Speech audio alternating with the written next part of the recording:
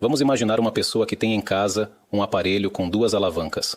Uma alavanca, se ele a abaixa, o aparelho começa a emitir dólares, por minuto, emite $200.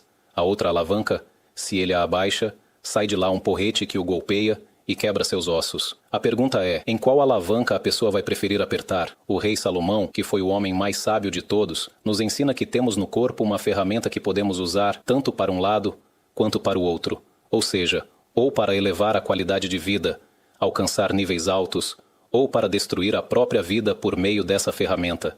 E essa ferramenta se chama boca.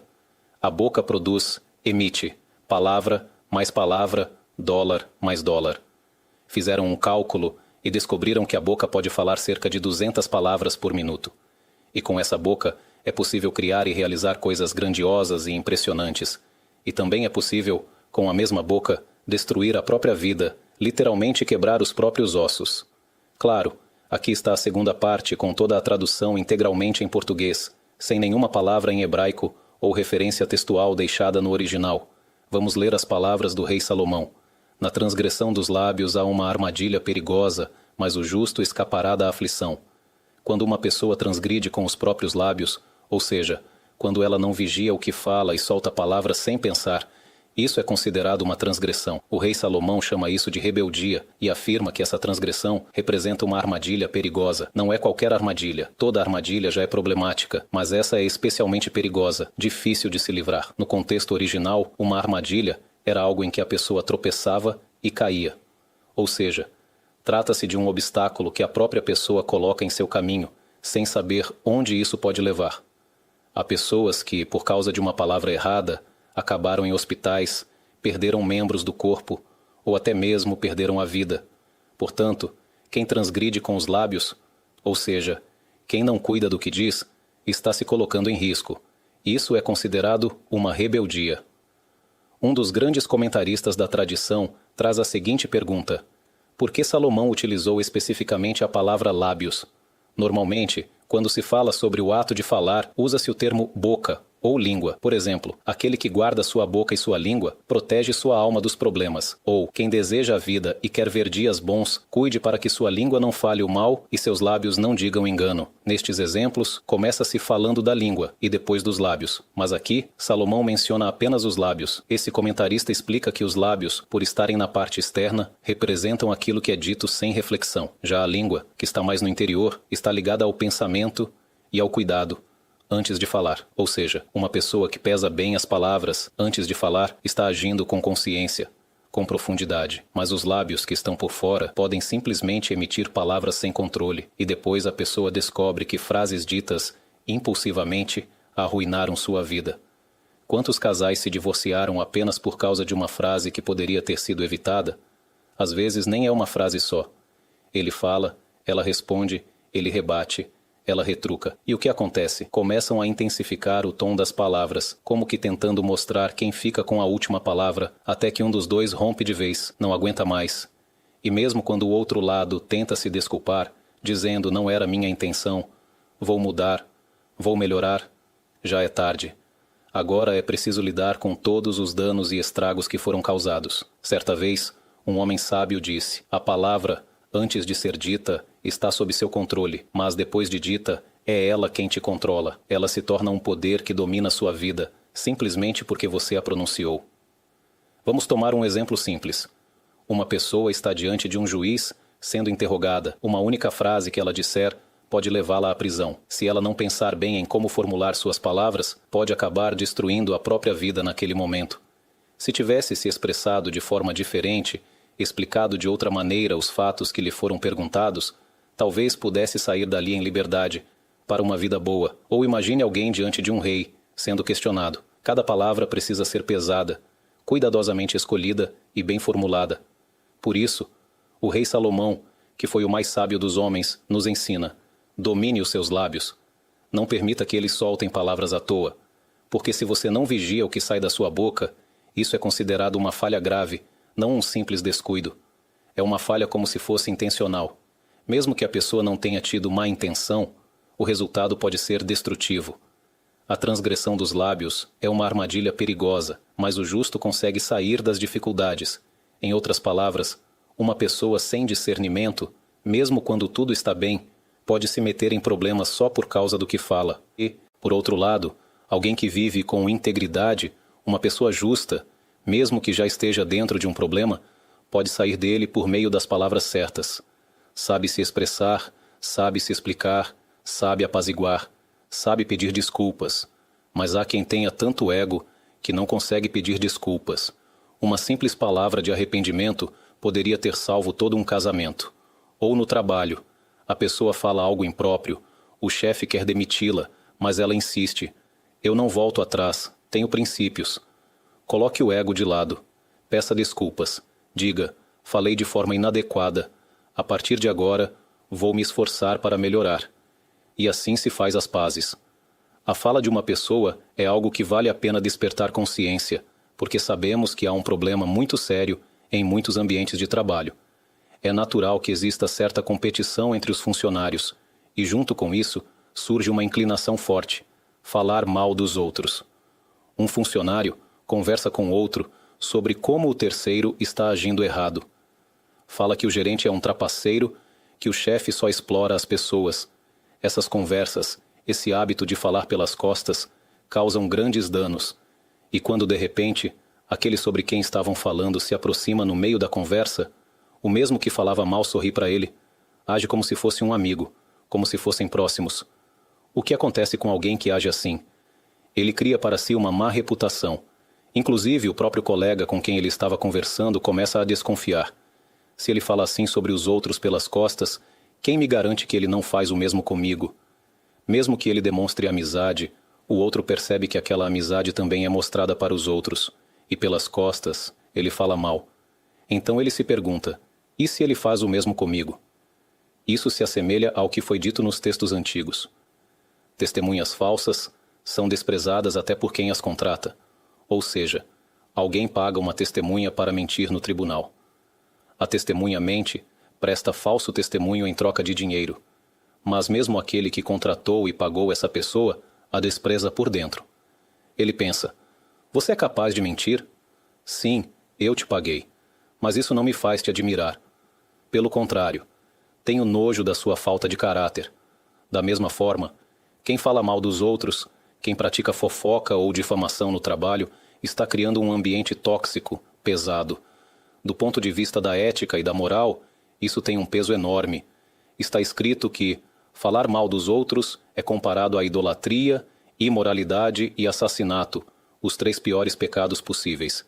Porque com palavras, uma pessoa pode destruir a vida de outra, pode afastar amigos, separar casais, gerar discórdia, criar divisões. Às vezes 2 amigos eram muito próximos, mas alguém veio e comentou com um deles sobre o outro, ainda que dizendo a verdade, e isso foi suficiente para causar desconfiança e separação. A proibição de falar mal dos outros, mesmo quando se fala a verdade, é considerada uma transgressão grave. Diferente das leis do Estado, que só permitem processar alguém se ele mentiu sobre você, na visão moral que estamos abordando aqui, mesmo quando a pessoa diz a verdade sobre os defeitos dos outros, ainda assim está cometendo uma proibição grave. Quando é permitido, e até uma obrigação falar sobre os defeitos de outra pessoa, quando há utilidade real nisso. Falar mal, sem nenhuma utilidade, apenas por fofoca ou hábito, é proibido pela Torá de forma absoluta. É uma transgressão que pode envolver diversas proibições, tanto negativas quanto positivas. O autor de uma das maiores obras sobre ética no falar explica, logo na introdução, que quem fala sobre os outros sem necessidade, mesmo dizendo a verdade, está cometendo vários pecados. Mas se houver utilidade, não só é permitido falar, é um dever. O que significa utilidade? Por exemplo, um vizinho vem conversar com você e, de forma inocente, te conta que está prestes a investir dinheiro em uma sociedade com certa pessoa. Ele diz: eu vou investir o dinheiro, ele vai abrir o negócio e trabalhar com isso. O lucro será dividido. 60% para mim, 40% para ele. Fizemos até um contrato de sociedade. E você conhece esse homem com quem ele vai se associar. Você sabe que ele é um trapaceiro. Você conhece casos de pessoas que ele já enganou da mesma forma. Ele pega o dinheiro, inventa desculpas e depois desaparece. A pessoa nunca mais vê um centavo. Nesse caso, Será que é proibido alertar o vizinho, dizendo: não se envolva com ele, eu o conheço, ele é um golpista, já enganou outros? Não só isso não é proibido, é uma obrigação moral e espiritual. É comparável à obrigação de devolver algo perdido a alguém. Também é comparável ao mandamento de não ficar indiferente quando a vida ou o bem-estar do próximo está em risco. Se você vê alguém atravessando uma rua e um carro está vindo, e você pode puxá-lo e salvar sua vida e não faz nada, você está transgredindo. Não adianta dizer depois: ah, ele se colocou nessa situação sozinho. Se você podia evitar e não evitou, a culpa recai sobre você. Isso vale não só para salvar vidas, mas também para evitar prejuízos financeiros. Se você vê que alguém vai perder dinheiro e você pode alertá-lo, você tem o dever de fazê-lo. Por isso, nesse tipo de situação, não há pecado nenhum em dizer que o outro é desonesto. Pelo contrário, é uma mitzvah. Mas fofocar sem nenhum propósito útil, apenas por impulso ou desejo de falar sobre os outros, isso sim é grave. E por que as pessoas gostam tanto de falar dos outros? Esse impulso pode surgir em qualquer ambiente. Na família, entre vizinhos, no trabalho. Muitas vezes, ele vem de um defeito interno. Uma pessoa que percebe em si mesma esse hábito de falar dos outros deveria se perguntar: de onde isso vem? Pode ser que venha de complexo de inferioridade. Ela se sente pequena, e para se sentir melhor que os outros, começa a criticar todos à sua volta. Fala que um é negativo, que outro é problemático, que outro é mentiroso ou vigarista. Se todos são ruins, quem sobra como bom? Ela mesma. Rebaixa todo mundo para se colocar acima. Esse impulso pode vir da insegurança ou do orgulho e arrogância. Por isso, cada pessoa precisa fazer um exame de consciência e aprender a dominar a própria fala. Saber o que é permitido e o que é proibido dizer. Todos nós sabemos, seja no trabalho, seja em qualquer ambiente social, quando você conhece uma pessoa que nunca fala mal de ninguém, que só fala quando é necessário, com propósito verdadeiro, você a respeita, você confia nela, mesmo sabendo que ela tem informação, que vê o que acontece à sua volta, ela não fofoca, e você sente que pode confiar nela com seus próprios segredos, porque ela não os revelará. Assim se constrói uma reputação de alguém íntegro, alguém em quem se pode confiar. Mesmo quem já teve o costume de falar mal dos outros, pode mudar. É um processo. Não se vira alguém puro de um dia para o outro. Mas é um trabalho que vale a pena. Transformar-se em uma pessoa respeitada, confiável, limpa por dentro e por fora. Está escrito: 7 vezes cairá o justo e se levantará. Ou seja, ele cai. Mas ainda assim é chamado de justo porque ele se levanta. Não está escrito: o ser humano cairá e se levantará. Mas sim, 7 vezes cairá o justo e se levantará. O rabino Itzhak Hutner explica: a capacidade de se levantar do justo vem justamente por meio dessas 7 quedas. No caminho de alguém que deseja se aprimorar, não existe virar anjo de um dia para o outro. Ele tenta, se esforça, e ainda assim cai, mas depois se levanta. E mesmo que caia de novo, ele se levanta mais uma vez. Ele começa a se proteger, se vigia melhor, vai se refinando. A frequência das quedas já não é como antes. Ele se aperfeiçoa aos poucos, até que enfim alcança a plenitude. Por isso, mesmo enquanto ainda cai, ele já é chamado de justo. 7 vezes cairá o justo e se levantará. Por quê? Porque ele não se conforma com a queda. Se ele caísse e dissesse: esse sou eu, sou fraco, me aceitem assim, então ele não seria mais chamado de justo. Ele teria aceitado permanecer em um nível baixo. Mas se ele cai, seja em questões de paz conjugal, explosões de raiva, ansiedade, autocontrole ou qualquer outra luta interna, mas não se entrega, não se conforma e diz para si mesmo: eu não vou desistir de mim, vou continuar tentando até chegar ao meu melhor. Então, isso é ser justo.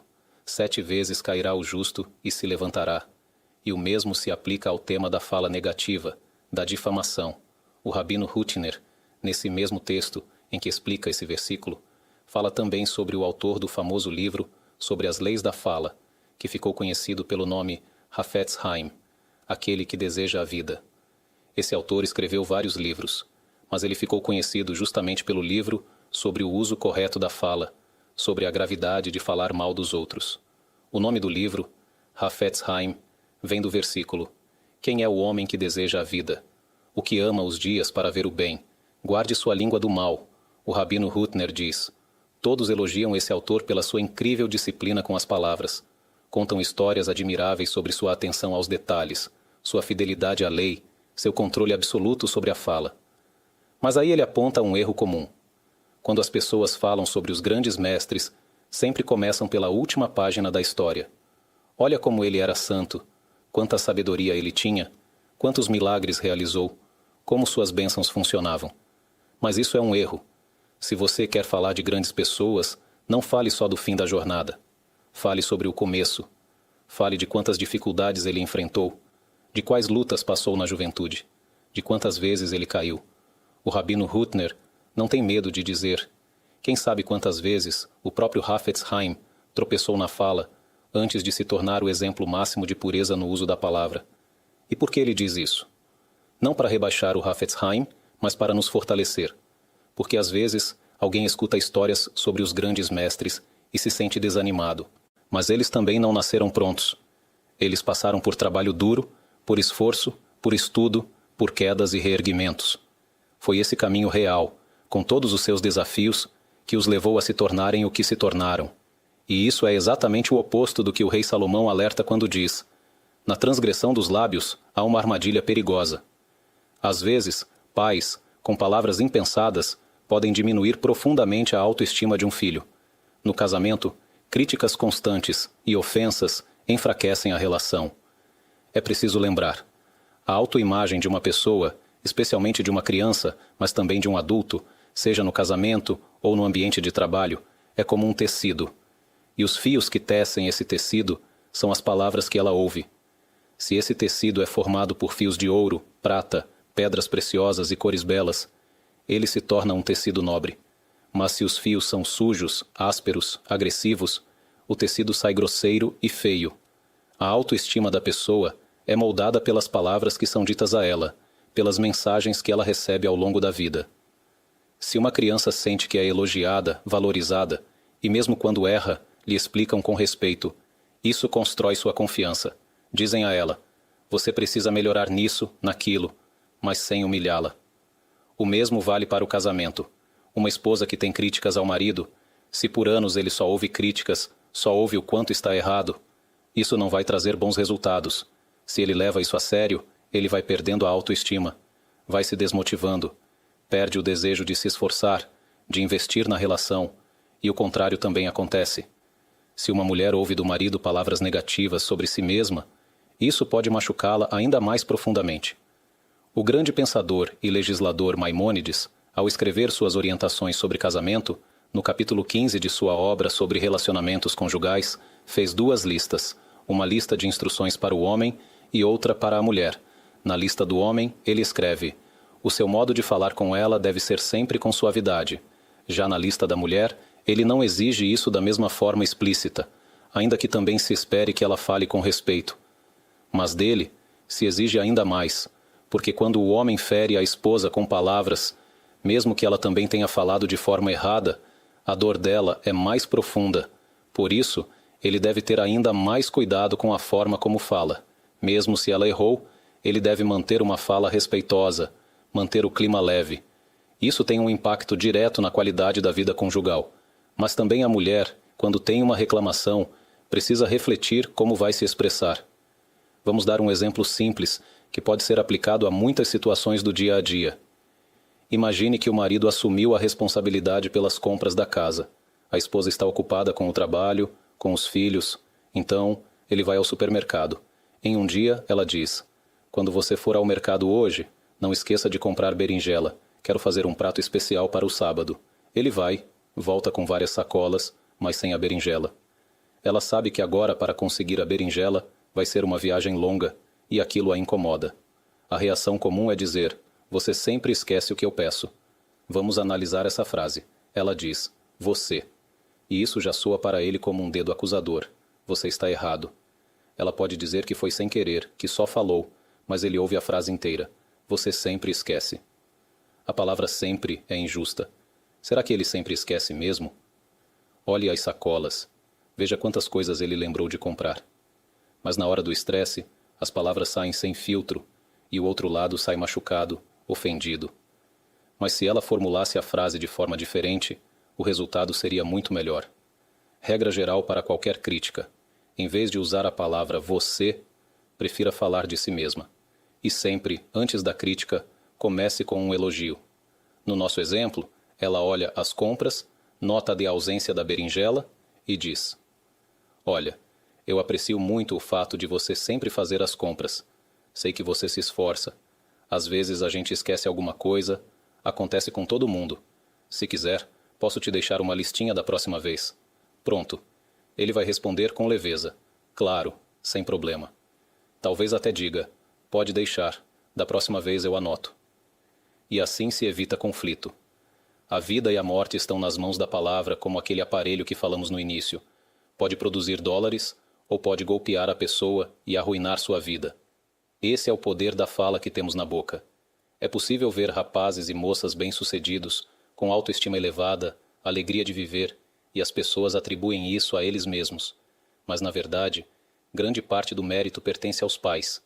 Pais que, desde a infância, souberam como fortalecer seus filhos, como educá-los, como dar equilíbrio. Souberam quando corrigir, mas também souberam elogiar. Deram palavras de valorização, encorajamento. E com esse equilíbrio, a criança cresceu de forma saudável e chegou a grandes realizações. É claro que há também pessoas que passaram o oposto. Pais que humilharam, menosprezaram, que desvalorizaram constantemente e, mesmo assim, esses filhos conseguiram, com muito trabalho interior, reconstruir-se e se reerguer na vida. Mas isso não é fácil. Como já dissemos, a autoestima de uma pessoa é como um tecido feito de palavras. Cada palavra ouvida desde a infância é como um fio, e esse tecido molda sua autoimagem. Quando Salomão diz: na transgressão dos lábios há uma armadilha perigosa, Rashi explica que Salomão também faz alusão à geração do dilúvio. Ele observa a sequência do versículo: na transgressão dos lábios há uma armadilha perigosa, mas o justo escapará da aflição. Quem foi o justo que escapou da aflição naquela época? Noé. Na superfície, o versículo é uma lição de vida para qualquer um, mas em um nível mais profundo, há uma mensagem histórica. Aprenda com o passado. A geração do dilúvio usou a fala para zombar, para menosprezar a divindade. Falaram com arrogância, com sarcasmo, negando a presença de Deus. E essa postura levou à corrupção total da sociedade, até que a terra se encheu de violência. Eles se entregaram à promiscuidade e à perversão. Afinal, para quem não acredita em Deus, a consciência moral se torna algo subjetivo e flexível. Cada um interpreta do seu jeito, molda a moral conforme seus próprios interesses. Esse é o fundamento da ideologia progressista moderna, que infelizmente se espalha por muitos países, inclusive no nosso. Pessoas com boas intenções, bom coração, mas que acabam usando esse coração no lugar errado. Em vez de investir sua empatia na proteção de seu próprio povo, direcionam-na aos inimigos, aos que os odeiam. Tudo isso por causa de uma confusão moral profunda, uma espécie de autoaversão que não se entende de onde veio. Vemos isso acontecendo na Europa, nos Estados Unidos. As ideias ficam distorcidas. As pessoas tomam o sentimento de compaixão e o aplicam ao contrário. E essa complexidade já foi descrita na Bíblia. Lá está escrito: eles sacrificam pessoas e beijam bezerros. Ou seja, o ser humano pode chegar ao ponto de cometer assassinatos, mas ao mesmo tempo tratar animais com carinho extremo. Ele é capaz de se entregar por completo aos direitos dos animais e ao mesmo tempo ser cruel com os próprios seres humanos. Como é possível? Porque a alma humana é complexa, e sem uma orientação divina, sem um padrão absoluto de certo e errado, a mente justifica qualquer coisa. Assim foi com os nazistas. Eles criaram todo um sistema ideológico que justificava o assassinato em massa de quem não se encaixava no padrão deles. Ao mesmo tempo, tratavam seus animais de estimação com extremo cuidado e afeto. Quando Deus sai do centro da moral, cada um inventa sua própria ética. E os resultados, como já vimos na história, podem ser desastrosos. Por isso, é tão importante que uma pessoa que diz sinceramente: eu realmente quero mudar. Eu tenho um problema. Eu não tenho controle sobre o que falo. Tenho dificuldades no meu casamento porque não controlo minha boca. No trabalho, me complico com pessoas por causa disso. O que eu posso fazer? Como consigo melhorar? Quando fico com raiva, Uso palavras agressivas, ofensivas, humilhantes. Eu fofoco, falo mal dos outros e só depois percebo o quanto foi um erro. Como posso me controlar? Há duas orientações principais para quem quer vencer esse desafio. A primeira é comprometer-se com um tempo fixo diário de estudo de Torá. Essa é uma base fundamental para qualquer transformação interior. Decida que não passará um único dia sem pelo menos 1 hora de estudo de Torá. Você dá 3 refeições por dia para o corpo, certo? Você não diz, estou sem tempo este mês, então não vou comer. Não existe isso. Com tempo ou sem tempo, você sempre dá um jeito de se alimentar. Da mesma forma, a alma também precisa de alimento. Pelo menos uma refeição espiritual por dia, 1 hora de estudo, de conexão com a sabedoria da Torá. Se puder, participe de uma aula presencial. Isso é o ideal. Mas mesmo nos dias em que não consegue sair ou está cansado, use os meios disponíveis. Ouça uma aula em áudio, assista vídeos, leia. Mas separe um tempo fixo, um horário em que nada mais interfira. Esse será o seu momento de clareza e fortalecimento da alma. Além disso, durante viagens, no trânsito, ou para mulheres enquanto cuidam da casa, ouvir aulas pode ser transformador. Isso eleva a pessoa, aproxima ela de si mesma, da sua essência. A Torá contém orientações para todos os aspectos da vida. E o mais bonito é que, por ser uma sabedoria divina, ela é sempre equilibrada, no tom certo, na medida certa. As opiniões humanas muitas vezes se contradizem. Você pode ir a 2 psicólogos e ouvir conselhos opostos. Mas a Torá, baseada nos versículos e nos ensinamentos dos sábios, oferece verdade absoluta. É uma luz clara. A segunda é enfrentar de frente a falta de controle verbal. Se a pessoa reconhece, eu grito com minha esposa, falo com ela de forma agressiva, desconto minha raiva nos filhos, minha boca se torna um instrumento de destruição. Eu até o xingo. Infelizmente, há famílias assim. Pais que, quando se irritam, chegam a amaldiçoar os próprios filhos. O Zohar, uma obra espiritual profunda, diz que isso é das piores coisas possíveis, amaldiçoar os membros da própria família, especialmente os filhos. Por isso, antes do Ano Novo Judaico, muitos têm o costume de fazer não só a anulação de votos, mas também a anulação de maldições, porque as palavras têm um poder real. A fala pode abençoar, mas a mesma fala também pode ferir, amaldiçoar, destruir.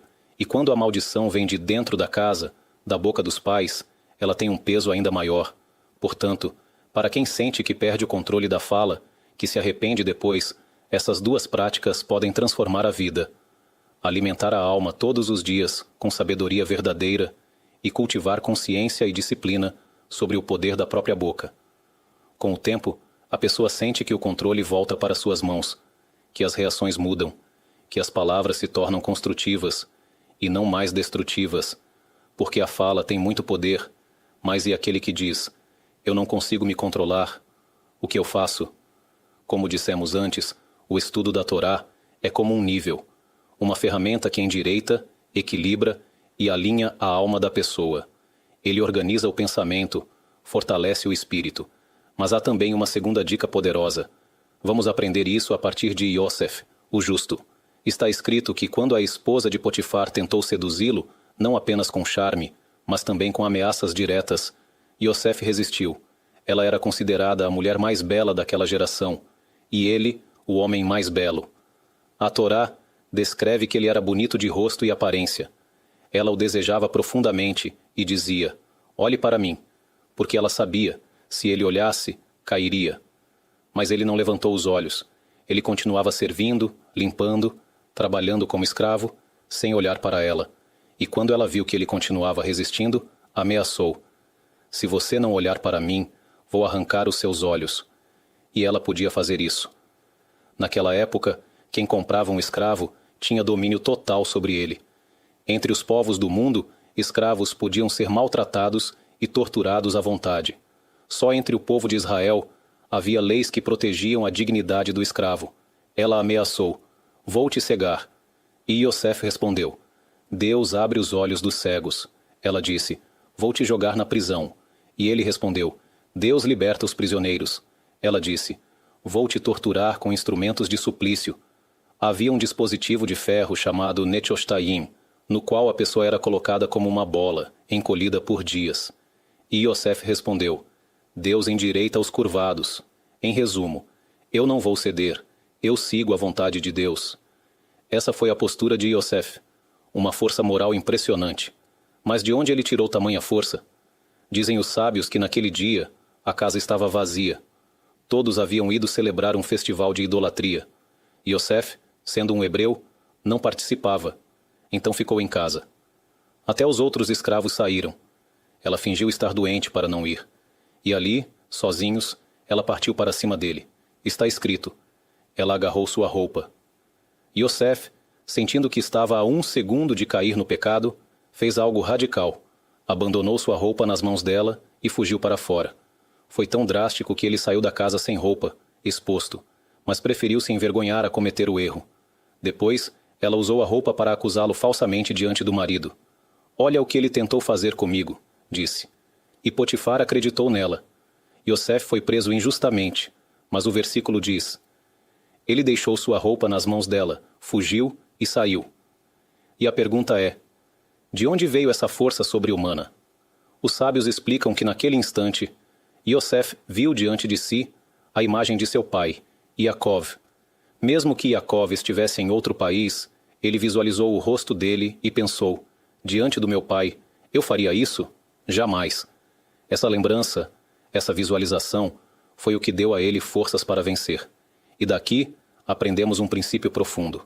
Quando o impulso toma conta, seja para falar ou para agir de forma errada, imagine a presença de alguém que você respeita profundamente. Pense: se o Rav Ovadia Yosef estivesse aqui, eu falaria assim? Se meu pai ou minha mãe estivessem me olhando, eu faria isso? Mesmo que fisicamente não estejam presentes, imagine que estão. Esse exercício pode dar uma força enorme, porque no fim das contas, a consciência existe dentro de nós. Mas muitas vezes precisamos ativá-la por meio de algo concreto. Certa vez aconteceu um caso com o Rabino Ovadia Yosef, de memória abençoada, que recebeu em sua casa um pai e seu filho, um menino por volta dos 13 anos. O menino já havia crescido, e até passado o pai em altura, era forte e desenvolvido. O pai veio até o rabino desesperado, dizendo: eu não aguento mais. Meu filho tem problemas de atenção e hiperatividade, não consegue se acalmar. Quando algo o irrita, ele explode, se descontrola completamente, e chega até mesmo a me agredir fisicamente. Eu não sei mais o que fazer. Ele só tem 13 anos e já está fora de controle. O rabino, como era conhecido por sua delicadeza e sabedoria nas palavras, voltou-se ao menino e falou com ternura. O menino, com dor no coração, desabafou: depois eu me arrependo. Na hora, parece que eu não consigo me controlar. Eu fico tomado por uma raiva tão forte que perco a cabeça. Mas depois, eu sempre me sinto mal. O rabino então lhe perguntou calmamente: e se eu estivesse ao seu lado naquele momento em que você se irrita, se eu estivesse na sala com você, quando alguém te provoca e você sente vontade de explodir, você também gritaria, também agrediria seu pai, mesmo com minha presença ali? O menino respondeu imediatamente: de jeito nenhum, Deus me livre, na sua frente jamais faria uma coisa dessas. Então o rabino, com toda a sua genialidade e sensibilidade, disse: vamos tirar agora uma foto juntos, você e eu. O seu pai vai pendurar essa foto na sala. E toda vez que você sentir que está prestes a perder o controle, você olha para a foto. Tudo bem? O menino emocionado respondeu: claro, que honra. O rabino chamou seu assistente e pediu que trouxesse a túnica cerimonial. Vestiu-se com ela, colocou o turbante e foi até a estante de livros. Ali, ao lado do menino e de seu pai, tiraram uma foto juntos. Mais tarde, o pai mandou ampliar a foto e pendurou-a bem visível no salão de casa. Ele relatou depois que isso transformou o comportamento do filho completamente. Toda vez que ele estava para se descontrolar, ele via o rabino na foto e se contia. Quando li esse relato, pensei: de onde o rabino tirou essa ideia tão poderosa? Provavelmente da história de Yosef, o justo. Pois no momento de maior tentação, quando quase caiu em pecado, apareceu diante dele a imagem do rosto de seu pai. E isso lhe deu forças para resistir. Até aqui falamos sobre o exemplo concreto que ilustra o versículo. Na transgressão dos lábios há uma armadilha perigosa, mas o justo escapa da aflição. Esse ensinamento do livro dos Provérbios é verdadeiro em todos os sentidos. Quem não vigia sua fala, quem peca com suas palavras, acaba criando para si próprio um caminho de problemas e dores. Mas aquele que sabe se expressar com respeito e sabedoria, mesmo que já esteja no meio de uma crise, pode sair dela vitorioso, com a força do autocontrole e do bom uso da fala. Qual é a lição por trás de tudo isso? Na verdade, o rei Salomão está falando do nível espiritual da criação e de que força poderosa existe na fala humana. No nível simples, a fala tem um impacto direto entre as pessoas, mas de acordo com a Cabalá, a fala possui uma força espiritual real, capaz de agir e mudar a realidade no plano mais elevado da criação. Vamos explicar um pouco mais a fundo. Por que a fala tem força? De onde vem esse poder? Afinal, somos apenas seres humanos, não somos o Criador. Mas observe, Deus criou o mundo por meio da fala. Está escrito. E Deus disse, haja luz. E assim em diante, com 10 frases, o mundo foi criado. Sim, nós não somos Deus. Mas então, por que também a nossa fala tem tanta influência? Os sábios da Cabalá explicam. No 5º dia da criação, começaram a aparecer no mundo os animais rastejantes e as aves, ou seja, ainda não havia mamíferos. E tampouco o ser humano. Se alguém colocasse uma câmera no planeta naquele dia, veria aves voando, insetos rastejando, plantas já haviam sido criadas anteriormente. No 6º dia, surgem os mamíferos, leões, ursos, girafas e, por último, o ser humano. Está escrito, e Deus formou o homem do pó da terra, e soprou em suas narinas o fôlego da vida. Até aqui, algo conhecido. Agora imagine. Se houvesse uma câmera registrando o processo da criação, veríamos o seguinte. Do pó da terra, começam a surgir corpos de animais. Mas esses corpos, a princípio, não têm vida, são apenas matéria.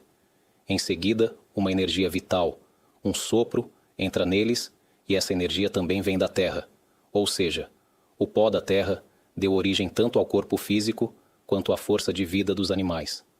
Mas com o ser humano foi diferente. Também surgiu do pó, mas a alma, a vida interior dele, veio do alto, diretamente de Deus. Está escrito, e soprou em suas narinas o fôlego da vida.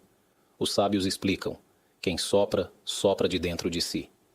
Assim como, quando você sopra um balão, o ar que está dentro dele é parte do ar que saiu de você, assim também a alma humana é uma porção espiritual diretamente conectada ao Criador. Não que a alma seja Deus, claro que não, mas ela vem de um nível altíssimo, muito além de tudo que existe na natureza. Por isso os animais morrem e não voltam. Um cão que faleceu, por mais querido que fosse, não reencarna. Sua alma se desfaz com o corpo, pois sua energia vital vem da terra, e a terra retorna. Mas o ser humano é diferente. Está escrito, o pó volta à terra como era, e o espírito volta a Deus, que o concedeu. A alma humana é espiritual, é chamada de uma centelha divina. Ela não é parte de Deus, mas é tão elevada que se assemelha a ele em essência. Por isso também está escrito, Deus criou o homem à sua imagem. O que significa a imagem de Deus? Deus não tem corpo, nem forma física. Imagem aqui quer dizer semelhança nas capacidades. O Ramban, no Guia dos Perplexos, e o Rav Chaim de Volojin, no Nefesh HaChaim, explicam o mesmo princípio. Por exemplo, 2 pessoas podem parecer completamente diferentes fisicamente, um baixo e robusto, o outro alto e magro, mas podem dizer, somos parecidos. Parecidos em quê? Somos parecidos porque tocamos violino em alto nível. Ou seja, a semelhança está nas capacidades, não no corpo.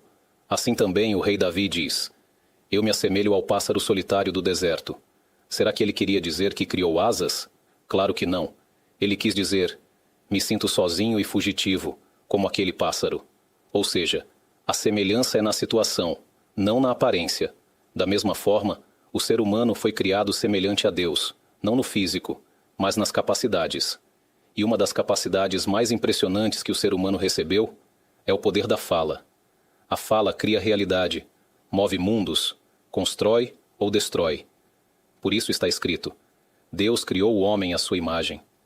Porque assim como Deus criou o mundo com a fala, o ser humano, com sua fala, também tem poder de transformar o mundo. Como é sabido, o nome de Deus na Torá aparece de diversas formas. em alguns lugares, aparece o nome mais conhecido, aquele que se escreve com as letras Yud, Rei, Vav, Rei, que representa a medida da misericórdia, ou seja, quando Deus conduz o mundo com misericórdia, a Torá utiliza esse nome. Por outro lado, quando está escrito: no princípio, Deus criou os céus e a terra, o termo utilizado é Elohim, que representa a medida da justiça. A palavra El, em hebraico, significa força, poder, como em está ao meu alcance fazer tal coisa, ou como em El Guerreiro, aquele que ataca com força, como carneiro se chocando com os chifres. Mas por que Elohim está no plural, se Deus é um só? A explicação é: Deus é único, como diz o versículo. No princípio, Deus, Elohim, plural, criou, singular. Ou seja, Elohim está no plural porque se refere à ideia de todos os poderes da criação reunidos em um só ser. Ele é o dono de todas as forças do universo. Ele não é plural, mas possui todos os poderes. Por isso, quando está escrito Deus criou o homem à imagem de Elohim, não está escrito a imagem do nome da misericórdia, mas sim a imagem de Elohim, para ensinar que o ser humano recebeu forças. Assim como o Criador tem capacidade de agir, também o ser humano tem capacidade de transformar, de influenciar o mundo. Sim, suas forças são limitadas, ele não é Deus, mas tem habilidades semelhantes, por isso é chamado de imagem de Deus. Com essa introdução, conseguimos entender por que a fala humana tem poder. Porque uma pessoa, ao falar, pode mudar realidades, pode rezar por um doente, e ele se curar? No livro A Revolução, são trazidas diversas pesquisas feitas em diferentes partes do mundo, em que foram separadas duas turmas de pacientes em estado semelhante. Um grupo teve pessoas rezando por eles, o outro grupo, ninguém rezou. E os resultados foram claros. A porcentagem de cura entre os que foram alvo de oração foi significativamente maior. Não se pode dizer que foi coincidência. O efeito da oração é estatisticamente comprovável. Mas alguém pode perguntar: quem sou eu? Sou só um ser humano. Deus falou, e as coisas aconteceram. Mas eu não sou Deus. Sim, é verdade. Mas Deus te deu uma alma que é semelhante a Ele. E assim como Ele cria com a fala, você também pode criar realidade com suas palavras. Agora, veja o outro lado da moeda. No Talmud está escrito: por causa da fala vulgar, jovens do povo de Israel morrem. Ou seja, quando alguém usa a boca para sujar, com piadas obscenas, palavrões, sarcasmo sujo, ele contamina o ambiente espiritual ao seu redor. Mesmo que diga: ah, foi só uma piada. Se a piada é imprópria, baixa, ela tem efeito real e negativo. O versículo até usa a expressão: os jovens inimigos de Israel morrem, uma forma indireta de se referir ao próprio povo por respeito. Ou seja, mesmo com palavras aparentemente inofensivas, a pessoa pode estar gerando dano espiritual e físico no mundo. Portanto, saiba, suas palavras têm poder. Valorize-se. Respeite o poder da sua fala. Você carrega dentro de si uma centelha divina, e sua boca é um reflexo disso. Por outro lado, uma pessoa que estuda a Torá, mesmo que tenha apenas 5 minutos disponíveis e aproveita esse tempo para abrir um livro e estudar uma Mishnah, um trecho de Guemará ou de leis judaicas, esse simples ato de fala dele naquele momento está sustentando a criação, trazendo proteção espiritual para o povo de Israel. Se alguém recita um salmo, isso já nos mostra a grandeza e a importância do papel dos estudiosos da Torá, especialmente os que se dedicam nas yeshivot, escolas de estudos rabínicos. Muitos que não compreendem o que é Torá acabam criticando, atacando, diminuindo, mas não entendem que os estudiosos da Torá são o oxigênio do povo judeu. Aqueles rapazes jovens com 15, 17, 20 anos, cheios de desejos e impulsos naturais, mas mesmo assim deixam tudo de lado e de manhã até à noite ficam grudados na Guemará, estudando, com pausas apenas para comer, beber, descansar, dormir, e voltam logo depois a estudar. Quantos dos que zombam disso teriam a capacidade de manter uma rotina assim, dia após dia? Normalmente, o dia nas yeshivot começa entre 7 horas e 7 horas e 15 minutos, com as orações da manhã. Em seguida, o café da manhã, às 9 horas, começa o primeiro período de estudo. Depois, há uma aula principal, e após ela, os alunos voltam a estudar por conta própria, com revisão, até 13 horas. Das 9 horas às 13 horas, estudo intenso.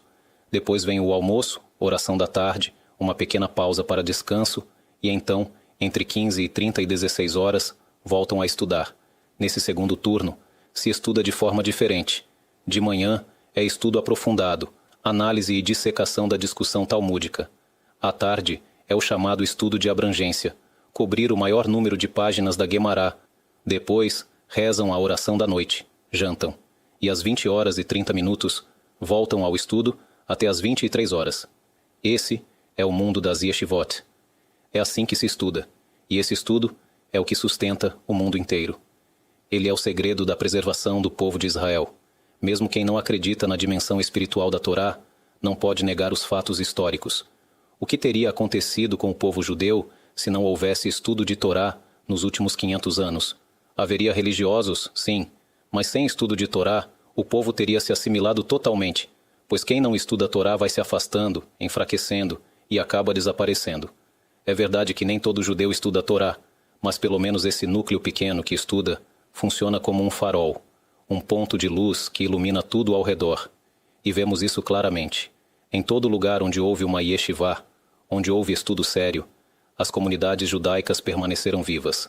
Onde não houve yeshivá, onde não havia estudo contínuo, em uma geração ou duas, tudo foi se apagando, até a assimilação total entre os povos.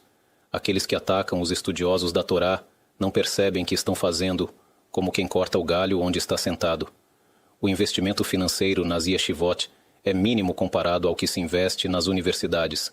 E sim, é importante investir nas universidades. Mas se você quer preservar o povo de Israel, invista também nos estudiosos da Torá. Porque quando uma pessoa estuda a Torá, ela precisa saber que sua fala tem força. Quando a pessoa reza, sua fala tem força. Mas o mesmo vale no outro sentido.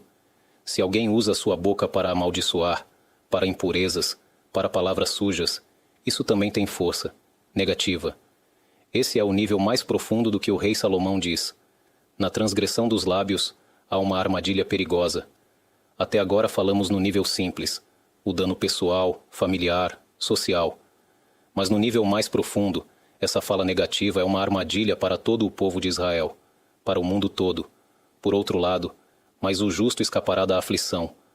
Quem usa a boca de forma correta e saudável tem o mérito de salvar a si mesmo, sua família e até o povo inteiro, mesmo em tempos de dificuldade. E com isso, encerramos com uma bênção. Que estas palavras de Torá tragam mérito para todos os que estão conosco, para todos os ouvintes e espectadores, em qualquer lugar do mundo. Que o Santo bendito seja, guarde e proteja a todos por muitos e bons anos. Amém.